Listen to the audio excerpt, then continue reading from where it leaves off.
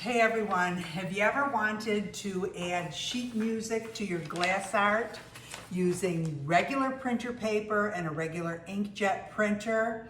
In this video, I'm going to make 4 different projects, well, kind of different, using glass on glass art and also on wood.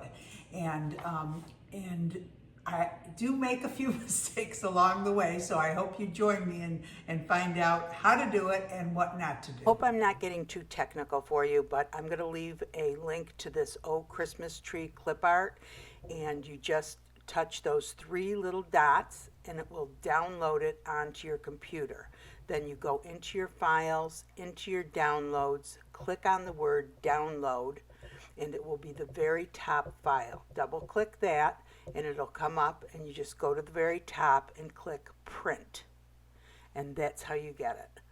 And I also have a program on my computer called Snippet that's very handy. And if you download this program, Snippet, see how it has the little scissors there? You can click on it when you find something that you like, and it'll allow you to draw a box around the item, and you just have to make sure it's not copyrighted, and unless of course you're doing it for yourself, I'm sure it's fine.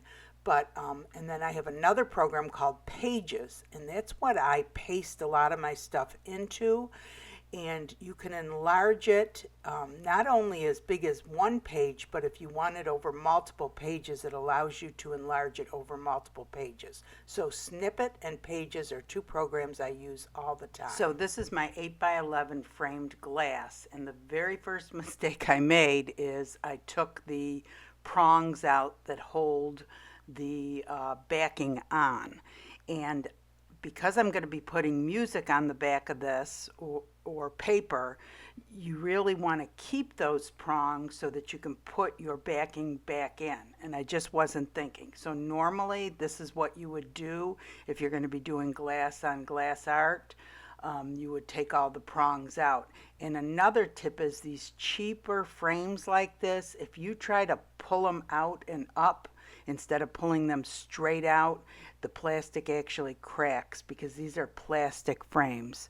So pull them just straight, just like I'm doing here, and they will come out without breaking the plastic, because I have broken so many of them by pulling them up instead of straight out.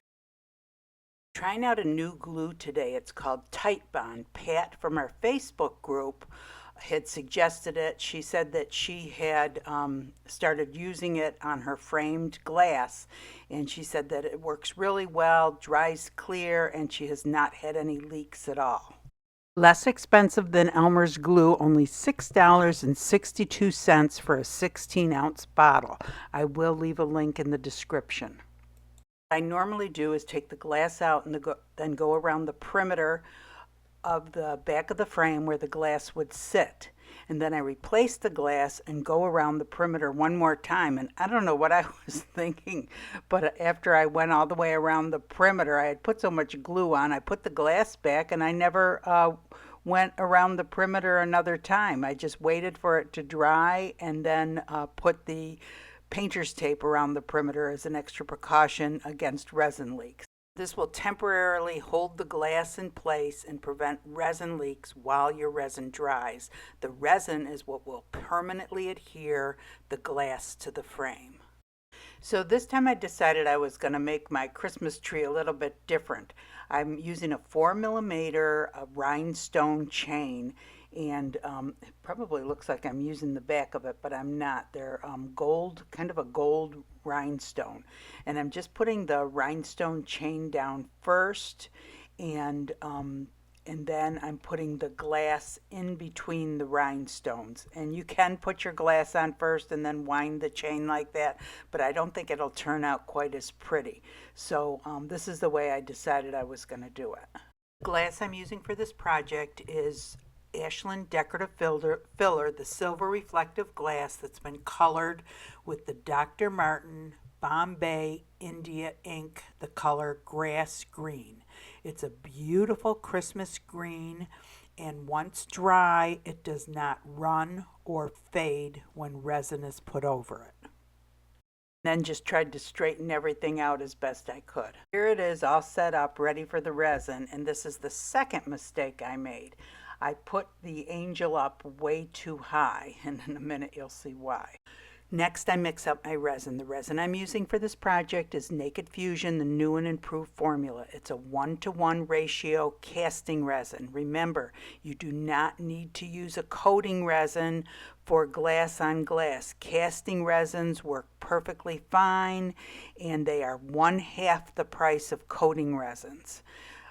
Naked Fusion suggests that you put part A in warm water for 10 to 15 minutes to allow for it to thin out and easier mixing, and of course it creates less bubbles the thinner it is.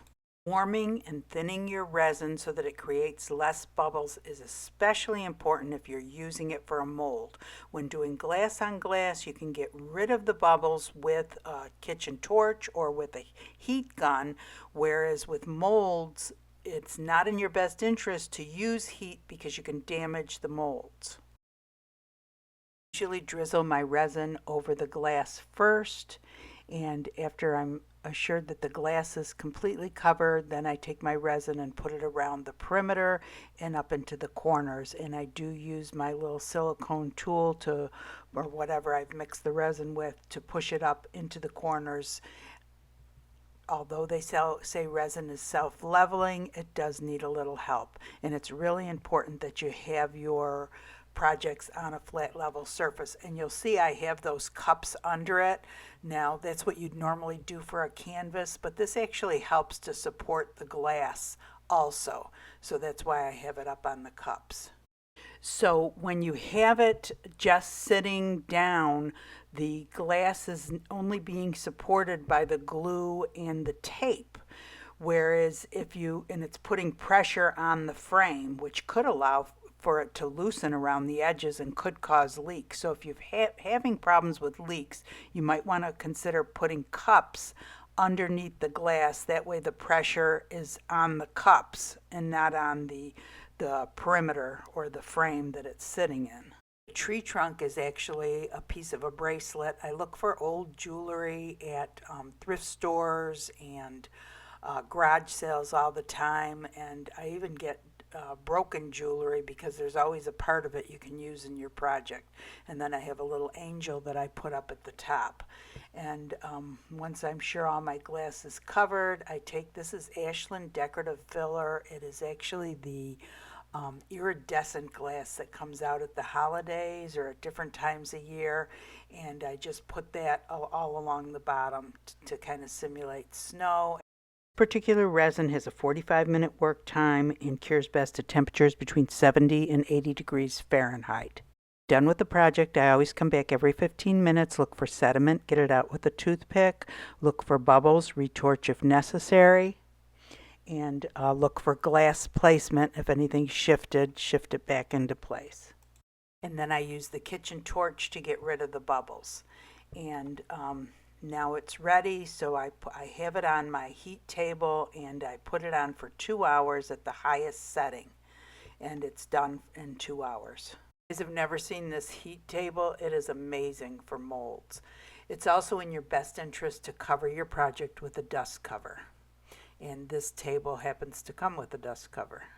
So for the next project, I have this wood piece that I actually got from the Dollar Tree, and it's about 5 by 7. And I just took some paint and painted the entire wood piece so that it was kind of close to the color of the paper there. Although in the end it didn't really matter. You just don't want something really dark so that you can see through the paper and it be a darker color. And after I was done painting it, I let it dry, and then I put Mod Podge. I actually Mod Podge the sides too for some reason, but I put 2 good coats of Mod Podge on the top. Then I decided to paint the edges gold, and I ended up giving it 2 good coats of metallic gold.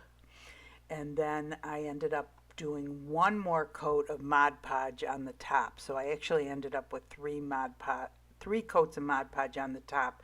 And all the videos I watched, which there were very few, they did 2 coats of Mod Podge on the top.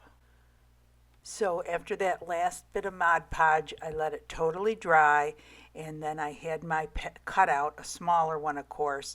And if you notice, I don't know if you can notice this, but this old Christmas tree, the words are actually lower on the paper. And I was able to do that by keep on copying and pasting one music post on top of another so that it left a little more area on the top, because otherwise if it was as close to the top as it was originally, it would be cut off.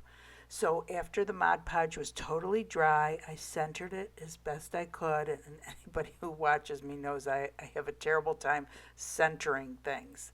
And then when I thought I had it centered where I wanted it, I just went ahead and ironed it. No steam, ironed it on top.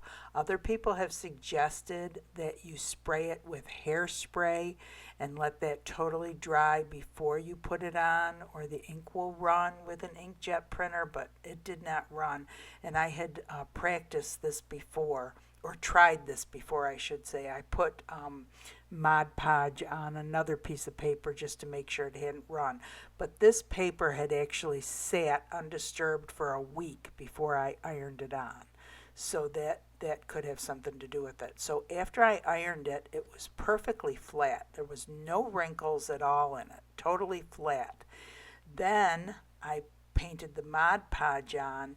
I did let it cool a little bit, but not totally, and I'm wondering if I should have let it sit for several hours before I did the Mod Podge, because I feel like the paper wrinkled up a little bit under it. So like I said, I gave it a good coat of Mod Podge, and I'm just using the matte Mod Podge, and the reason I'm using the matte Mod Podge is it doesn't matter because I'm going to be putting resin over this, so it's going to make it glossy. This is regular printer paper with an inkjet printer. So after it was all the way dry, I got out my sanding block and started going around the edges, but this sanding block was very dull.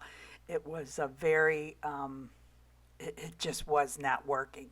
So let's see how this works. The lower the number, the coarser the sandpaper is. So after I figured out that this just was not coarse enough, I ended up going out to the garage and getting an 80 grit sandpaper. So the lower the number, the coarser it is. So if it's like number 2 or 400, that means it's finer. So you really need kind of a coarse grit. I guess not too coarse though to sand around the edges. So this 80 grit sandpaper, I went all the way around the edges and it came off really nice. It looks super pretty at the end. I just love that oval, the oval piece there. And my only complaint is it's a little bit wrinkly. So I don't know if it's because I didn't let it dry all the, the Mod Podge was dry, but I didn't let it cool off all the way. Maybe I should have let it cool off all the way. Also, this is a cheap piece of wood from Dollar Tree, and maybe my Mod Podge that I put on was kind of lumpy. I don't know, but I'm going to do it again with a different type of wood board and see how it works out. But still, doesn't that look pretty? I think that looks so pretty on that oval piece. I decided to try the same thing on a smoother piece of wood. I used the gold paint to paint the sides just like the other. And this is actually cradled plywood art panels that I got from Michael's. They're Artist Loft 8 by 10 inch, and I really like these. I may switch to this from canvas, especially if I can find the long 4 by 12 ones. These were really nice to work with, and when getting them on sale, the price really wasn't any different. So the same with this one. I put several coats of Mod Podge on it and let it dry between coats. And my Mod Podge was kind of had a few little lumps in it, so I need to get some new Mod Podge. And I guess, again, this is the matte Mod Podge that I'm using. After the Mod Podge was dry, I centered the paper again, ironed it out. Again, heat, no steam. I ended up doing it twice because I didn't feel like all the wrinkles came out. Then when I was satisfied, I painted it with the Mod Podge again. And while the paper was still wet, I went around the edges and removed the paper around the edges. Then after that had dried, I felt like it had wrinkled up again. I thought, oh no. So I took some parchment paper and did dry heat again over all those little bumps. And most of them came out. There was still small ones that you could see, but I thought, well, I'm just going to go ahead and cover it with resin and see how it works out. This is my fourth and final project for this video. And remember the very first one, how I did it wrong? I removed the clips. Well, for this one, I'm just going to push the clips up enough so that I can pull that backing off, and I'm going to leave the glass in. I had to get going with the project, so I decided I'm going to use UV resin. And see how I'm tipping the glass up and putting the UV resin all the way along one side at a time so that the UV resin doesn't come back onto the glass. Then I'm holding the UV light for just a couple of minutes, or not a couple of minutes, a couple of seconds over each part just to set it fast. And then I do this all the way around the perimeter. And of course, UV resin doesn't set up in seconds. You really have to do it for minutes. So after I've gone all the way around the perimeter in this manner so that at least I know that it's not going to run, then I lay it flat and put the UV light on it for 3 minutes each area. Then I take my painter's tape. This is Frog's tape. Somebody suggested this is easier to remove when resin gets on it. And I just put that around the perimeter as an extra precaution against resin leaks.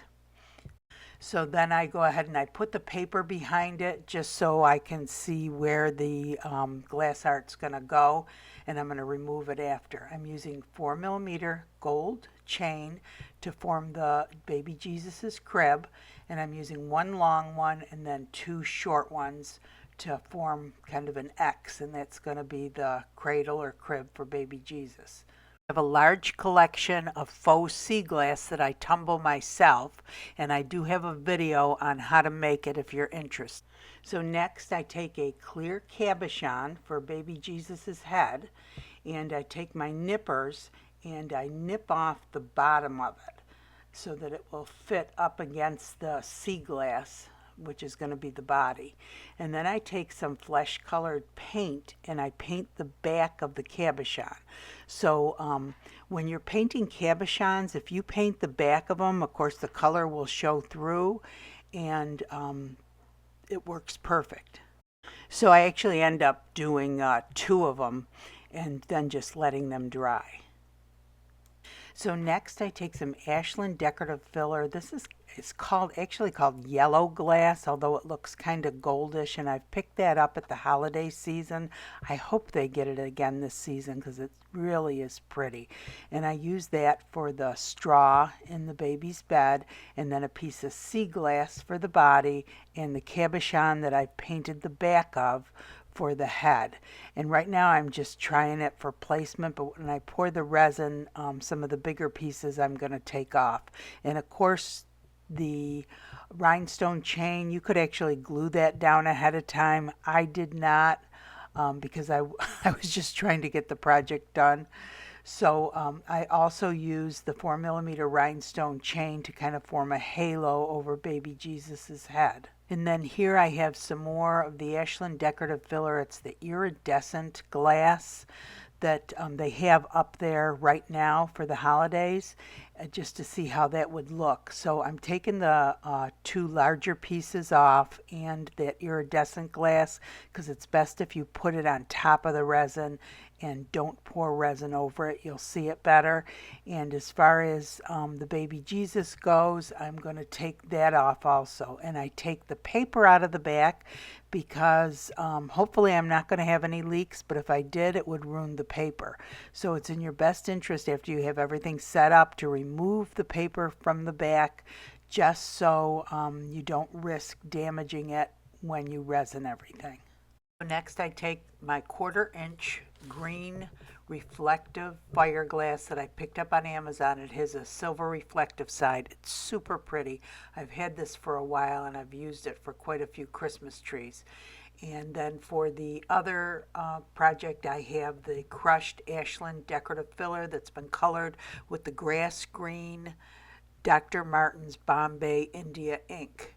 And I have angels for the tops of both of them, and different pieces of jewelry for the tree trunks. 4mm rhinestone chain to create some garland across the larger tree.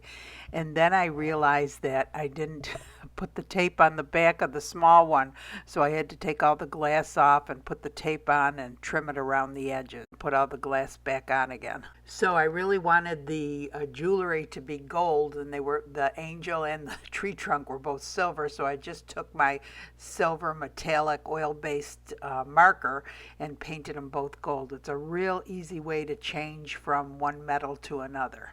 So for the two wood pieces, I'm using Bond Crafter tabletop epoxy. It's a coating resin, which is good for canvas and wood. And I wanted to try it on wood because I heard it works really well on wood, and it really turned out beautifully. And I really did this the same as I've done anything else. I drizzle the resin over the glass first, and then all around the Christmas tree. And I do take my hand and swipe the resin all around the edges. I like all the edges covered. Do use some of the Ashland decorative filler, the iridescent glass that I always say to sprinkle on top of the resin. Don't pour resin over it because it disappears. And super pretty, put it at the bottom of both of the trees. Just went ahead and used the same resin for this, just because I already had it mixed up. But really for glass on glass, you can use the casting resin, which is usually about half price or less than the coating resins. And the casting resins work fine on glass. So next, I use the kitchen torch to get rid of the bubbles. I put the sea glass on and the little cabochon for baby Jesus's head. I use the Ashland decorative filler, the iridescent glass for like the halo, added a little more of the yellow glass around the body for the hay. And then I started adding some glass, some more of the Ashland decorative filler all around the perimeter. It was pretty much done. I didn't use the heat table on this because I had the other two on there at the same time. Hey everyone. So lesson learned with this, don't cover up the title with your angel or with your glass art. So make sure you can at least see the title. So people have been doing this on the Facebook group. I mean, I've seen it on Pinterest too, but a lot of the people on our Facebook group have been doing all different kinds of glass art with music behind it, and also with like a wrapping paper or scrapbooking paper. And the thing with this is if you put it behind the glass, you can always change it out. You don't have to keep, the music behind it. You could change it out anytime you want. And it's so much easier to do that way. So, I was looking at this after I finished it and I thought, geez, that paper is so yellow. So this one, the Oh Christmas Tree was a free clip art, but this one I actually had to pay for. So, all of this is all kind of yellow also.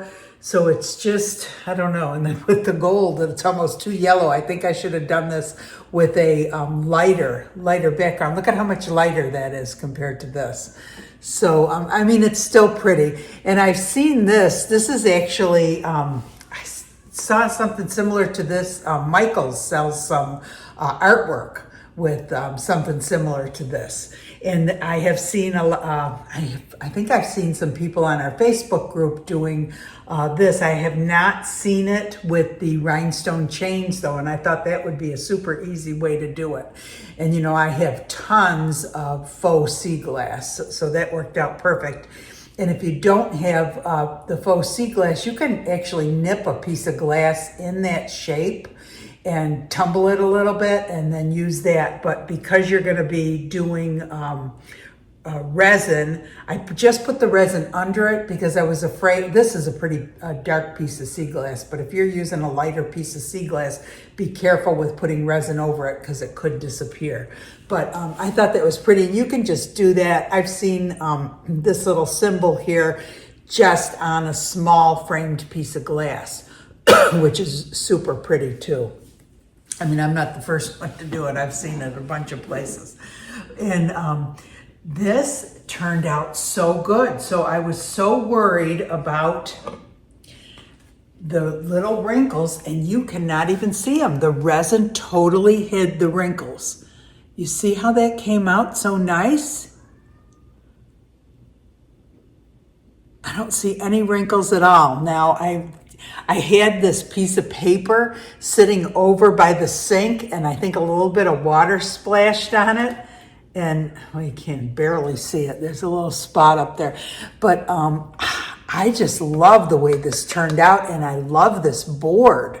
I think this is nice. I think I'm going to start using this instead of canvas. I do more glass art and stuff, but I just love the way that turned out. And I love the way this tree is so three-dimensional. It really sticks out. I really like the way this turned out.